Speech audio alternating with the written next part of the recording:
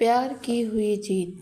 बिलाल से बेइंतहा मोहब्बत करती हूँ, चाहे कुछ भी हो जाए मैं उसी से शादी करूँगी। आप मुझे कुछ भी करके रोक नहीं सकते। मेरे जन्म से आज तक इन 21 सालों में आपने सिर उठाकर मेरी ओर नहीं देखा, क्योंकि मैं एक बेटी हूँ। ऐसे में आप अब क्यों मेरी ज़िंदगी में दखल दे रहे हैं? इसके अलावा मैं अब नाबालिग नहीं हूँ। अपना जीवन साथी चुनने का अधिकार है। अपने समक्ष खड़ी अपनी बेटी निशा की बातें सुनकर सोमनाथ आश्चर्यचकित रह गए। वह उनकी बेटी निशा है। निशा ने इस घर में आए इन 2 सालों में अपने पिता के सामने कभी इतनी हिम्मत से बात नहीं की। निशा को अपने पिता से इस तरह बात करते हुए देखकर उसकी माँ लक्ष्मी भी हैरान थी। यह उसकी बेटी निशा है। अगर एक सलवार कमीज खरीदनी होती थी तो वह अपने पिता से पूछने के लिए घबराती थी। अपनी माँ के पास आकर, माँ आप ही पापा से पूछिए और खरीद दीजिए ना। अपने पापा के सामने इस तरह खड़े होकर बेधड़क बातें कर रही है। निशा को देखकर लक्ष्मी सन्न रह गई। उससे भी बड़ी हैरानी की बात यह है कि निशा का यह कहना कि वह एक मुसलमान युवक से प्यार करती है, क्योंकि सोमनाथ एक कट्टर हिंदू हैं। उनके सामने उनकी बेटी कह रही है कि वह एक मुसलमान युवक से शादी करना चाहती है। लक्ष्मी ने मन में सोचा कि जो भी हो, निशा की हिम्मत की दाद देनी चाहिए। एक कड़वा सच यह है कि लक्ष्मी कभी अपने पति के सामने ऐसी बातें नहीं कर सकती थी। शादी हुए इन 30 सालों में लक्ष्मी ने पति के सामने कभी अपनी राय जाहिर नहीं की। उनके परिवार की प्रथा है कि औरतों को आज़ादी न दी जाए। उनका मानना है कि स्त्री का दर्जा हमेशा पुरुष से कम होता है। मगर लक्ष्मी के मायके की बात अलग थी। लक्ष्मी के पिता ने उसे एक महारानी की तरह पाला पोसा था। उसके पिता की 3 बेटियां थीं और वे इससे बहुत खुश थे। वे अपने लड़कियों को घर की महालक्ष्मी मानते थे, उन्हें भरपूर स्नेह व इज्जत देते थे, खासकर अपनी बड़ी बेटी लक्ष्मी पर। लक्ष्मी की बातों को वो सिर आंखों पर रखते थे। उन्होंने उसे अंग्रेजी साहित्य में बीए करने की इजाज़त भी दे दी थी। लक्ष्मी के पिता ने अपनी बेटी की शादी के मामले में एक गलत फैसला ले लिया। सोमनाथ के परिवार के बारे में अच्छी तरह पूछताछ किए बगैर उस परिवार की शान शौकत को देखकर अपनी बेटी की शादी सोमनाथ से करवाई। लक्ष्मी को अंग्रेजी अखबार पढ़ते देखकर उसके ससुर ने उसे फटकारा। इस तरह से सुबह अंग्रेजी अखबार पढ़ना एक बहू को शोभा नहीं देता। तुम्हारी माँ ने तुम्हें यही सिखाया है क्या? मर्दों की तरह औरतों का अखबार पढ़ना अच्छे संस्कार नहीं है। तुम्हारा काम है रसोई में खाना बनाना और बच्चे पैदा करके उनका पालन पोषण करना, समझी? ससुराल में आए कुछ ही दिनों में लक्ष्मी को पता चल गया कि औरतों को मर्दों का गुलाम बनाकर रखना ही इस घर की परंपरा है।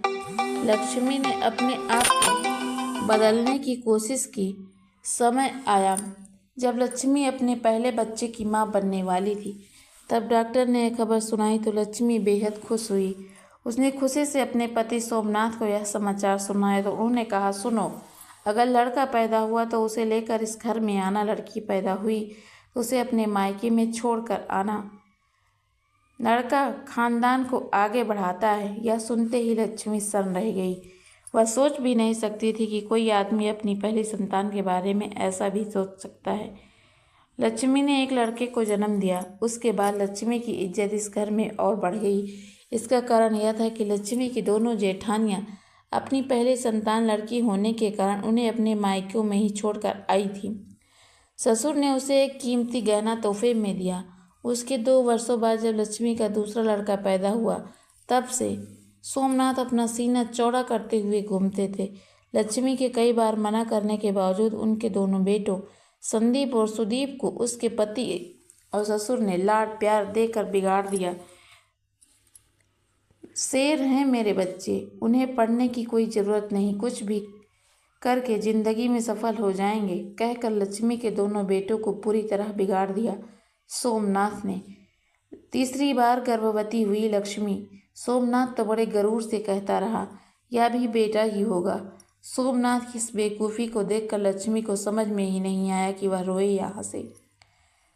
एक खूबसूरत लड़की पैदा हुई इस बार लक्ष्मी को। लक्ष्मी ने उसे अपने सीने से लगा लिया। जब सोमनाथ को यह खबर मिली कि लक्ष्मी ने लड़की को जन्म दिया है तो गुस्से में पागल हो गए। उन्होंने चिट्ठी लिखी कि घर वापस आते समय बेटी को मायके में छोड़कर आना। अगर वहाँ भी बच्ची को पालना नहीं चाहे तो उसे किसी अनाथ आश्रम में दाखिल करवा देना। लक्ष्मी की बहन के 2 बेटे थे, इसलिए उसने खुशी खुशी लक्ष्मी की बेटी की परवरिश करने की जिम्मेदारी अपने ऊपर ले ली। लक्ष्मी की छोटी बहन ने उस प्यारी सी बच्ची का नाम निशा रखा। अव्वल नंबर के निकम्मे और बदतमीज थे लक्ष्मी के दोनों बेटे संदीप और सुदीप। 10वीं कक्षा में दोनों फेल हो गए और लफंगों की तरह इधर उधर घूमने लगे। अच्छे संस्कार नहीं दे पाई थी अपने बेटों को। संदीप और सुदीप दोनों गैर कानूनी काम करके 2 बार जेल भी जा चुके थे। निशा पढ़ाई में हमेशा अव्वल रहती और अच्छे संस्कारों से आगे बढ़ रही है। लक्ष्मी को इतनी कठिनाइयों के बीच इस समाचार ने खुश रखा। लक्ष्मी की छोटी बहन, जिसे कोई बीमारी नहीं थी, अचानक दिल का दौरा पड़ा और 4 दिन अस्पताल में रहने के बाद चल बसी। 21 साल की लड़की को बिन माँ के पालना खुद से नहीं होगा, इसलिए निशा को लक्ष्मी के पास छोड़ने का फैसला किया। टेक्नोलॉजी का कोर्स कर रही थी निशा और वह अपनी पढ़ाई जारी रखना चाहती थी। पहले तो सोमनाथ ने निशा को फैशन टेक्नोलॉजी की पढ़ाई करने की इजाज़त देने से सख्त मना कर दिया, लेकिन लक्ष्मी ने उनसे गुजारिश की कि कोर्स को ख़त्म होने में अब सिर्फ 1 ही साल बाकी है। मैं आपके पैर पड़ती हूँ। आखिरकार सोमनाथ ने निशा को कॉलेज भेजने की मंजूरी दे दी। एक तो पहली बार वह अभी अपनी 21 साल की उम्र में अपने जन्मदाता माँ बाप से मिल रही थी। दूसरी बात, जिस माहौल में वह बड़ी हुई थी वहाँ इस तरह औरतें अपने पति के सामने झोली फैलाकर नहीं खड़ी होती थी। दोनों को वहाँ पर बराबर का सम्मान दिया जाता था।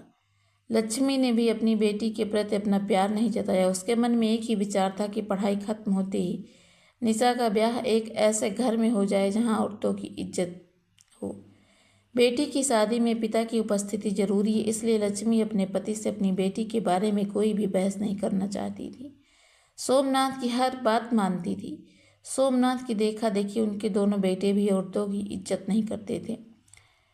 वे अक्सर निशा को नीचा दिखाने की कोशिश में लगे रहते थे। निशा को इस माहौल में घुटन होने लगी। उसे इस बात का बहुत अफसोस था कि उसकी माँ ने भी अपना प्यार जाहिर नहीं किया। इसी बीच निशा के कॉलेज में वार्षिक महोत्सव हुआ और तभी पहली बार उसकी मुलाकात बिलाल से हुई। उस उत्सव में भाग लेने के लिए कई कॉलेजों में बहुत सारे छात्र आए हुए थे। निशा एक अच्छी गायिका थी, आवाज़ में मिठास थी, जिसके कारण उसके कॉलेज के छात्रों अध्यापकों ने निशा को गाने के लिए प्रोत्साहित किया ताकि उनके कॉलेज को पुरस्कार मिले। निशा ने उस प्रतियोगिता के लिए खूब तैयारी भी की। उसके साथ उसकी सहेली गिटार बजाने वाली थी, मगर उत्सव के दिन जो लड़की गिटार बजाने वाली थी उसके पिता बीमार होकर अस्पताल में भर्ती थे। वह उत्सव में ना आ सकी। निशा अब उलझन में पड़ गई। गिटार के बिना निशा का गाना अधूरा होगा और इसी के कारण उसे पुरस्कार मिलने की उम्मीद नहीं थी। निशा असमंजस में पड़ गई और रोने लगी। उसकी सहेलियों ने उसे ढांढस बंधाया। उसी वक्त एक नौजवान वहां आया और उसने कहा, एक्सक्यूज़ मी, मैं आपकी बातें सुन रहा था। मैं समझ गया हूँ आपको एक गिटार बजाने वाला चाहिए। अगर आपको कोई एतराज़ ना हो तो क्या मैं आपकी मदद कर सकता हूँ? सुनकर निशा और उसकी सहेलियां ताज्जुब से एक दूसरे को देखने लगी। वे सोच में पड़ गई कि क्या जवाब दें। निशा और उसकी सहेलियों को उस अनजान युवक का प्रस्ताव स्वीकार करने में झिझक हुई। वह किसी और कॉलेज का छात्र है, फिर वह क्यों अपने कॉलेज को छोड़कर हमारे कॉलेज के लिए गिटार बजाने को तैयार है? उनके मन में यह डर था कि यह टीचिंग का कोई चक्कर तो नहीं। उस युवक ने हंसते हुए कहा, मैं एक अच्छा गिटारिस्ट हूँ, इसलिए मैंने सोचा मैं आपकी मदद करूं। हमारे पास वक्त बहुत कम है। उसकी गंभीरता देखकर निशा और उसकी सहेलियां उस लड़के की मदद लेने के लिए तैयार हो गई। उस लड़के ने तुरंत अपने दोस्त से गिटार लेकर निशा के साथ मिलकर 2 बार रिहर्सल किया। निशा ने देखा कि वह उसके साथ बड़ी तमीज़ के साथ बातें कर रहा था और बहुत ही मृदुभाषी था। निशा स्पर्धा को लेकर बहुत परेशान थी। उसने उस लड़के का नाम तक नहीं पूछा। जब उनकी बारी आई तो दोनों मंच पर आए। निशा अपने आप को भूलकर अपने गाने में मंत्रमुग्ध हो गई। पुरस्कार लेते समय निशा उस लड़के को भी अपने साथ मंच पर ले गई। विदाई के समय लड़के ने निशा को अपना नाम बताया। मेरा नाम बिलाल है, मैं अंग्रेजी साहित्य में MA कर रहा हूँ। आप मेरा मोबाइल नंबर सेव कर लीजिए। अगर आपको कोई परेशानी ना हो तो हम फ़ोन पर बात कर सकते हैं और दोस्ती को कायम रख सकते हैं। निशा ने एक मीठी सी मुस्कान के साथ बात कर रहे विशाल की ओर देखा। निशा ने पहली बार बिलाल को और गौर से देखा। 6 फुट का कद, चौड़े कंधे, गेरुआ रंग, बड़ी बड़ी आंखें, चौड़ा माथा, एक मधुर मुस्कान। निशा को लगा कि सच में बिलाल एक आकर्षक युवक है। इसके अलावा लड़कियों के प्रति उसका बर्ताव निशा को बेहद पसंद आया। बिलाल की आवाज़ में भी एक अनोखा जादू था। बड़े अदब से बात करने वाला उसका अंदाज निशा को उसकी ओर खींचने लगा। बिलाल एक बड़ी गाड़ी में आया था। फ़ोन पर इतनी बातें करते वक्त कभी अपनी हैसियत के बारे में उसने कुछ भी नहीं बताया। अब भी बड़ी नम्रता से कहा, वापस जाते समय आपको मोटर बाइक में छोड़ना अच्छा नहीं लगेगा, इसलिए गाड़ी लेकर आया। उसकी आवाज़ में जरा भी घमंड नहीं था। लखनऊ के मशहूर कपड़े की दुकान जमाल एंड सन्स के मालिक हैं उसके पिता, और उसकी माँ घर पर ही बुटीक चलाती हैं जहाँ वे डिज़ाइनर साड़ियाँ तैयार कर उन्हें बेचती हैं। उसके बड़े भाई पिता के साथ कारोबार संभालते हैं और एक छोटी बहन कॉलेज में पढ़ती है। यह सुनती रही निशा बिलाल को अपने परिवार के बारे में क्या बताए। सोचने लगी उसने पिता या अपने भाइयों की झूठी तारीफ करने के बजाय वह चुप रही। एक दिन बिलाल ने कॉफ़ी शॉप में कॉफ़ी पीते समय कहा, निशा मुझे बातें घुमाना नहीं आता, मैं आपसे बेहद प्यार करता हूँ और आपसे शादी करना चाहता हूँ। क्या आपको मेरा प्यार कबूल है? यह बात सुनकर निशा को एक झटका सा लगा, क्योंकि वह बिलाल को दोस्त ही मानती थी। इसके अलावा निशा ने सोचा कि दोनों के बीच मजहब की दीवार है और यह शादी कैसे हो सकती है। मैं जानता हूँ कि हमारा मजहब अलग है, मगर वह हमारे बीच नहीं आ सकता। आपको जल्दबाजी में फैसला लेने की ज़रूरत नहीं है। आप मेरे बारे में और हमारे रिश्ते के बारे में आराम से ठंडे दिमाग से सोचिए। मैं दोस्ती को बरकरार रखना चाहता हूँ। निशा इस प्रस्ताव के लिए बिल्कुल तैयार नहीं थी। वह गहरी सोच में पड़ गई। दिल की बात किसी के साथ बांटने के लिए निशा की कोई करीबी सहेली भी नहीं थी।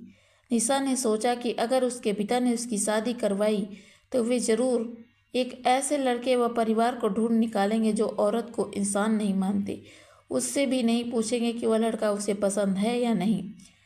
बहुत सोचने के बाद निशा को यह एहसास हुआ कि मन ही मन में बिलाल से प्यार करने लगी है, बस अपने दिल की बात समझ नहीं पाई। अपने दिल की बात कहकर उसके अंदर सोए हुए प्यार को जगा दिया बिलाल से। बिलाल एक नेक और अच्छा इंसान है, अच्छे खानदान का है। निशा को ऐसा लगा कि बिलाल से अच्छा पति ढूंढने पर भी कहीं नहीं मिलेगा। काफ़ी कसमकस के बाद निशा ने फैसला लिया कि जिस परिवार ने उसे प्यार और इज्जत नहीं दी, उस परिवार के लिए वह अपने प्यार की बलि क्यों चढ़ाए। 15 दिनों के बाद बिलाल से निशा अपने प्यार का इजहार करने के लिए मिली। इसी दिन बिलाल उसे अपने घर ले गया। बिलाल की गाड़ी एक आलीशान बंगले के सामने आकर रुकी। गाड़ी से उतरकर झिझकती हुई निशा अंदर गई। आजा मेरी बहू रानी, एक प्यार भरी पुकार सुनकर निशा ने उस तरफ देखा। वहाँ एक और मुस्कुराती हुई औरत खड़ी थी। मेरी अम्मी जान, जुबैदा बेगम, बिलाल ने कहा, और 2 और औरतें खड़ी थीं। उनमें से एक औरत को मेरी भाभी जान जीनत, सूट पहने एक लड़की को मेरी छोटी बहन, इकलौती बहन शबनम, कॉलेज में पढ़ रही है। बिलाल ने सबका परिचय करवाया। निशा ने अपने संस्कार के अनुसार बिलाल की माँ के पैर छुए, मगर बिलाल की माँ ने निशा को उठाकर अपने सीने से लगा लिया। उन्होंने कहा, मेरी बेटी, तुम्हारी जगह यहाँ नहीं बल्कि मेरे दिल में है। आकर यहाँ आराम से बैठो, डर क्यों रही हो? मैं भी एक माँ हूँ। यह सुनते ही निशा का मनोबल बढ़ गया। ऐसे में शबनम बोली, अरे मेरी नई भाभी, आप क्यों इतनी टेंशन में? अपनी टेंशन कम करने के लिए ठंडा पानी पीजिए। इसी दौरान उस घर की बहू जीनत एक प्लेट में कुछ मिठाई और नमकीन लेकर आई। इसे खाइए। इतने में बिलाल के बड़े भाई और पापा आ गए। बिलाल ने अपने पिताजी से निशा का परिचय करवाया। उसकी आवाज़ में डर बिल्कुल नहीं था। उसने प्यार और इज्जत के साथ अपने पिता से बात की। अब्बू जान, मैंने आपसे कहा था ना कि मैं एक लड़की से प्यार करता हूँ, यही वह लड़की है निशा। बिलाल की बातें सुनते ही पिताजी ने मुस्कुराते हुए निशा के पास आकर कहा, हमेशा खुश रहो बेटी। बिलाल को अपने पिता से बातें करते हुए देखकर निशा को ऐसा लगा कि बाप बेटे नहीं बल्कि दो भाई आपस में बातें कर रहे हैं। फिर बिलाल ने अपने भाई को निशा से मिलवाया। अपने भाई से एक दोस्त की तरह पेश आया बिलाल के परिवार से मिलने के बाद निशा ने फैसला कर लिया कि चाहे जो भी हो, वह शादी करने के लिए अपने फैसले से पीछे नहीं हटेगी। अपने पिता से भी उसने हिम्मत जुटाकर कहा, मैं 21 साल की हूँ, अपनी ज़िंदगी का अहम फैसला लेने की उम्र है मेरी। अगर आप अपने बेटों के साथ मेरे रास्ते में अड़चन डालेंगे तो मजबूरन मुझे कानून की मदद लेनी पड़ेगी और मैं अपने फैसले पर अटल रहूंगी। निशा की दृढ़ता देखकर सोमनाथ ने भी अपना निर्णय सुनाया। मुझे तुम्हारी कोई परवाह नहीं, तुम जियो या मरो मुझे कोई फर्क नहीं पड़ता, मगर एक बात कान खोलकर सुन लो। अगर तुम्हारी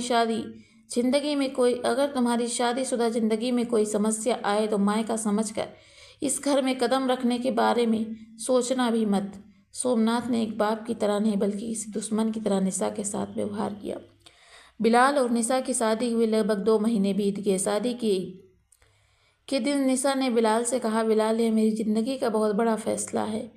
अगर कुछ गलती हो जाए तो सिर छिपाने के लिए मेरे पास मेरा मायका भी नहीं है। बिलाल ने उसका हाथ पकड़कर कहा, हमारे घर में तुम्हें इतना प्यार मिलेगा कि तुम्हें अपने मायके की याद कभी नहीं आएगी। यह मेरा वादा है तुमसे।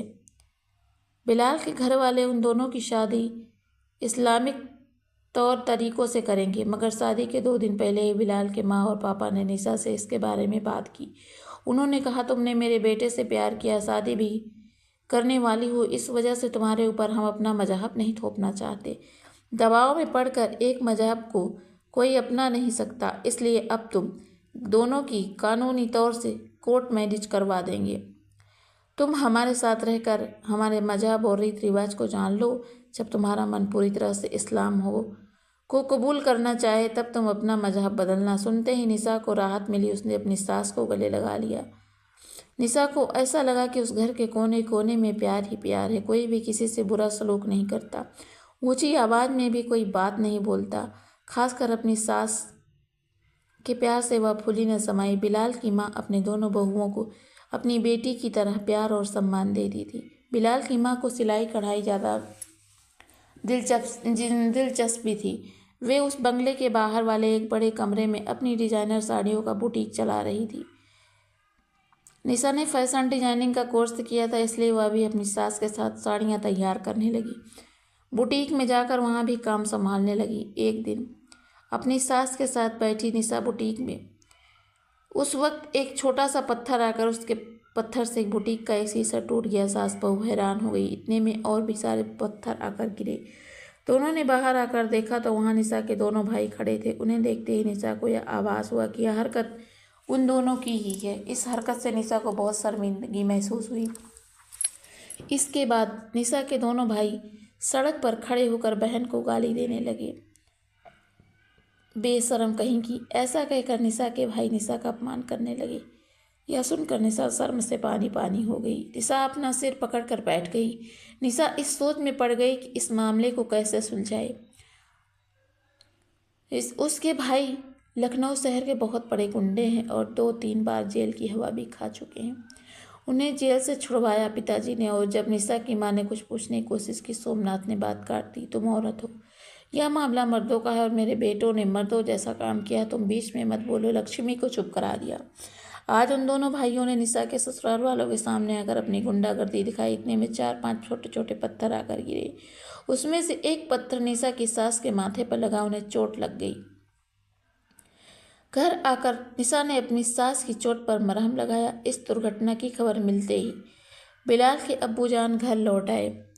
उन सब के सामने निशा ने झिझकते हुए कहा, अब्बूजान, मेरे भाइयों ने ही हमारे बुटीक पर पत्थर फेंके थे। आप मेरे बारे में मत सोचिए। उन्होंने जो किया गलत किया है और आप पुलिस में रिपोर्ट दर्ज करवा दीजिए। निशा की बातें सुनकर सब ने अब्बूजान की ओर देखा, क्योंकि फैसला लेने वाले वे ही थे। ठीक है जुबैदा, तुम अभी आराम करो। कल से बुटीक के लिए एक सिक्योरिटी गार्ड रखेंगे।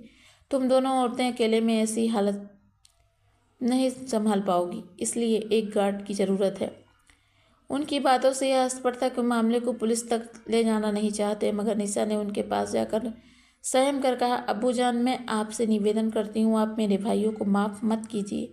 उन्होंने जो भी किया है वह बिल्कुल गलत है। अगर आप इस बार उन्हें माफ़ करेंगे तो उनकी ज़रूरत और बढ़ जाएगी, इसलिए आप उनके खिलाफ़ पुलिस में शिकायत करा दीजिए। मैं तुम्हारे जज्बे को समझ सकता हूँ बहू, मगर हमें इस मामले में सावधानी बरतनी होगी। जिन्होंने यह हरकत की वे तुम्हारे भाई हैं। आज नहीं तो कल हम एक परिवार हो जाएंगे। अगर हम आज जल्दबाजी में पुलिस के पास गए तो हमारे रिश्ते में दरार आ जाएगी।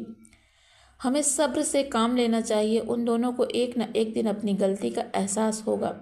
हम उस दिन का इंतज़ार करेंगे। उनके बड़प्पन के सामने अपने पिता की हरकतों को याद कर निशा की आंखें नम हो गई। इस दरमियान रमज़ान का महीना आया। रमज़ान के महीने के 10वें दिन दोपहर की नमाज के बाद अचानक निशा बेहोश हो गई और उसे देखकर सबके होश उड़ गए। तुरंत डॉक्टर को बुलवाया गया। निशा की जांच करने के बाद डॉक्टर ने मुस्कुराहट के साथ कहा, आप लोगों के लिए खुशखबरी है, आपके घर में एक नया मेहमान आने वाला है। यह सुनकर सभी पुलकित हो गए। बिलाल के परिवार ने निशा को पलकों पर बिठाया। अब्बू जान और भाई जान दोनों रोज निशा के लिए फल खरीद कर लाते थे। जुबैदा और जीनत दोनों खास पकवान बनाती थी। सबका प्यार देखकर निशा की आंखें डबडबा गई। अचानक एक दिन जुबैदा को थकान महसूस हुई और वे एक कुर्सी पर बैठ गई। उनकी दाहिनी हाथ में इतना दर्द होने लगा कि वे उसे उठा ही नहीं पाई और धीरे धीरे वह दर्द सीने तक पहुंच गया। जुबैदा बेहोश हो गई। घर के लोग उन्हें लेकर अस्पताल पहुंचे। डॉक्टर ने जांच कर उन्हें तुरंत आईसीयू में दाखिल कर दिया। डॉक्टर ने कहा, इन्हें हार्ट अटैक आया है, इनकी आर्टरी में ब्लॉकेज है और तुरंत बाईपास सर्जरी करनी पड़ेगी। सारी फॉर्मेलिटीज पूरी करने के बाद हम ऑपरेशन करेंगे। इसके लिए कुल मिलाकर 5 लाख रुपए खर्च करना होगा आपको। यह सुनकर परिवार के सभी लोग उदास हो गए। बिलाल के पिताजी हताश हो गए थे।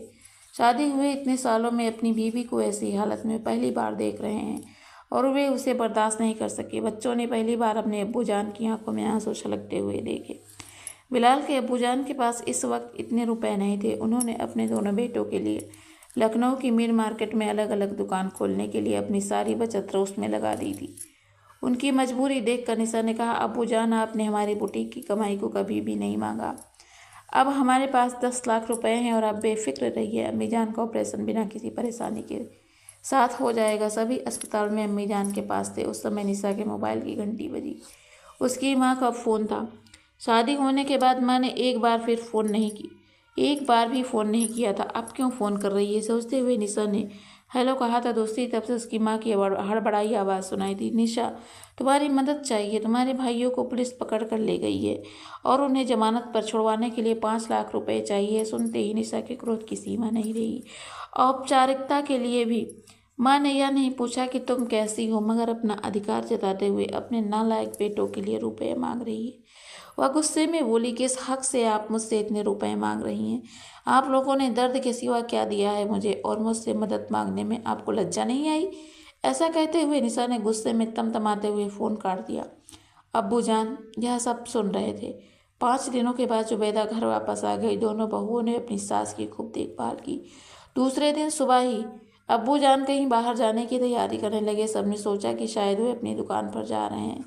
उन्होंने निशा से पूछा, बेटी, तुम्हारे पास जो 5 लाख रुपए हैं, क्या तुम मुझे दे सकती हो? निशा ने बिना कोई सवाल पूछे चेक में दस्तखत करके अब्बू जान को दे दिया। उस चेक को अपने पॉकेट में रखकर उन्होंने कहा, मैं अपने संबंधी के घर जा रहा हूँ। यह सुनकर सब हैरान हो गए, क्योंकि बड़ी बहू जीनत के घर लखनऊ में नहीं। फिर किस संबंधी का जिक्र कर रहे हैं अब्बू जान? मैं निशा के मायके के बारे में बात कर रहा हूँ। वे हमारे संबंधी ही हैं। उनके घर के बेटे जेल में सड़ रहे हैं। उन्हें रिहा कराने के लिए ये रुपए ले जा रहा हूँ। निशा ने कुछ कहने की कोशिश की तो अब्बू जान ने बीच में बात काट कर कहा, बहू, तुम्हारा गुस्सा जायज़ है, मगर यह वक्त नहीं है गुस्सा निकालने का। जब वे हमसे मदद मांग रहे हैं तो इनकार करना ठीक नहीं है और इंसानियत भी नहीं है। उनकी बातें सुनकर सब सन्न हो गए। अचानक अपने घर की चौखट पर निशा के ससुर जी को देखकर निशा के माँ बाप दोनों आश्चर्यचकित हो गए, मगर वे मुस्कुराते हुए घर के अंदर गए और लक्ष्मी को 5 लाख रुपए का चेक देकर कहा, बहन जी, निशा एक बच्ची है, इसलिए जब आपने उसे फ़ोन पर किया तो गुस्से में आकर उसने जाने न जाने उसने क्या कह दिया, उसकी तरफ से मैं आपसे माफ़ी मांगता हूँ। इन रुपयों से अपने बेटों को रिहा कराने का काम शुरू कीजिए। यह सुनकर लक्ष्मी और सोमनाथ दोनों की नज़रें झुक गई। भाईजान, आपसे मैं कुछ बात करना चाहता हूँ। बच्चे पति पत्नी की देन होते हैं, उन्हें अच्छी परवरिश देना हमारा फ़र्ज़ है। बच्चों में बेटा बेटी का फ़र्क करना प्यार का अपमान करने के समान है। जो भी हमें मिले उसे सच्चे मन से अपनाना ही हमारे लिए उचित है। और एक बात सुनिए, बच्चों को सही गलत सिखाना भी हमारा ही कर्तव्य है। अगर बच्चे गलत रास्ते पर चल पड़े तो इसका मतलब हमारी परवरिश में ही खोट है। या मत सोचना कि मैं आपके बेटों की गलतियों के लिए आपको दोषी ठहरा रहा हूँ। आगे से उन दोनों को सही रास्ते पर चलने की सीख दीजिए। अपने मन से द्वेष की भावना को हटा दीजिए और अपने बच्चों के मन में भी इस जहर के बीज को मत बोइए। इस दुनिया में हमेशा प्यार की ही जीत होगी, नफरत की नहीं।